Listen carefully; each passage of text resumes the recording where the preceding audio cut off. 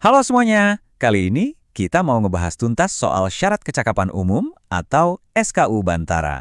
Tapi ini bukan cuma sekedar daftar tugas yang harus dicentang ya. Anggap aja ini sebuah perjalanan, sebuah cetak biru untuk membangun versi terbaik dari diri kamu. Pernah kepikiran nggak sih, apa sebetulnya arti di balik lencana Bantara itu? Ini tuh bukan cuma soal status, tapi tentang sebuah proses. Nah, pertanyaan inilah yang bakal kita jawab bareng-bareng. Intinya itu satu, pembangunan karakter. Coba deh bayangin kita lagi ngebangun sebuah fondasi yang super kokoh buat diri kita. Fondasi ini punya 3 pilar utama yang bakal ngebentuk siapa kita di masa depan. Oke, yuk kita bedah satu persatu. Pilar pertama, dan ini yang paling dasar dari semuanya, adalah kompas moral kamu. Ini semua tentang nilai-nilai di dalam diri, karakter, dan keyakinan yang jadi penunjuk arah buat setiap tindakan yang kamu ambil. Mulainya dari mana? Dari dalam diri dulu. Dari fondasi spiritual pribadi, apapun keyakinan kamu. Poin utamanya adalah benar-benar memahami nilai-nilai luhur dari ajaran yang kamu anut. Dan dari situ, kita bisa mempraktekkan rasa hormat dan toleransi ke orang lain. Karena pada akhirnya, spiritualitas itu kelihatan dari cara kita menolong sesama, tanpa pandang bulu. Nah, disinilah kompas moral itu diuji dalam tindakan nyata.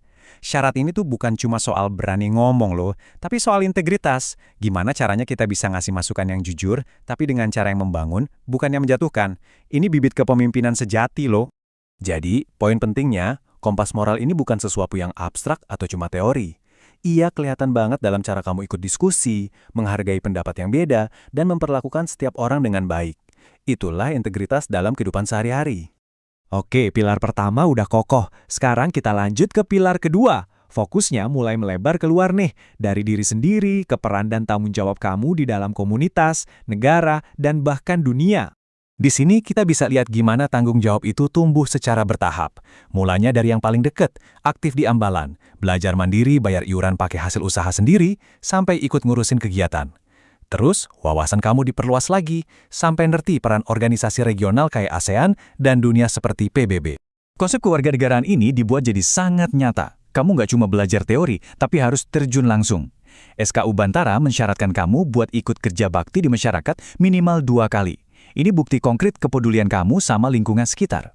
Tentu aja, sebagai warga negara Indonesia, pemahaman mendalam soal Pancasila itu wajib. Tapi kamu nggak cuma dituntut buat hafal loh, kamu juga harus bisa ngejelasin gimana cara ngamalin setiap sila itu dalam tindakan nyata di kehidupan kita. Jadi, pilar kedua ini ngajarin kita kalau jadi warga negara yang baik itu dimulai dari hal-hal kecil. Keaktifan kamu di ambalan itu sebenarnya latihan untuk peran yang lebih besar di masyarakat nanti. Suara dan tindakan kamu itu punya dampak loh. Dan sekarang, pilar ketiga. Ini bagian yang paling banyak aksinya. Ini soal ngebekalin diri kamu dengan keterampilan-keterampilan praktis yang ngebuat seorang pramuka itu jadi pribadi yang cakap, mandiri, dan siap menghadapi tantangan apapun. Salah satu skill paling ikonik pramuka, tentu aja navigasi. Keterampilan ini tuh lebih dari sekedar bisa baca peta. Ini tentang jadi satu dengan alam, belajar ngira-ngira waktu tanpa lihat jam, jago pakai kompas, ngikutin jejak, dan bahkan bisa ngebaca tanda-tanda yang dikasih sama alam. Lalu ada tali temali dan pioneering. Ini bukan cuma bikin simpul, ini tuh seni mengubah hal sederhana kayak tali dan tongkat jadi sesuatu yang fungsional. Ini soal kreativitas dan kemampuan mecahin masalah dengan sumber daya seadanya. Keahlian yang krusial banget pas lagi camping maupun dalam situasi darurat. Bantara juga mendorong kamu buat punya pola pikir mandiri. Kamu ditantang buat belajar soal kewirausahaan dan bahkan nyoba sendiri. Ini bukan cuma soal uang lo ya. Ini tentang belajar melihat peluang, menciptakan nilai dari sebuah ide, dan yang terpenting, membangun kepercayaan diri biar nggak selalu bergantung sama orang lain. Keterampilan praktis juga nyangkut soal tanggung jawab ke lingkungan. Kamu harus bisa mendaur ulang barang bekas jadi sesuatu yang berguna. Ini nunjukin kreativitas sekaligus kepedulian kita sama bumi. Tentu aja, semua skill tadi butuh fondasi tubuh yang sehat kan?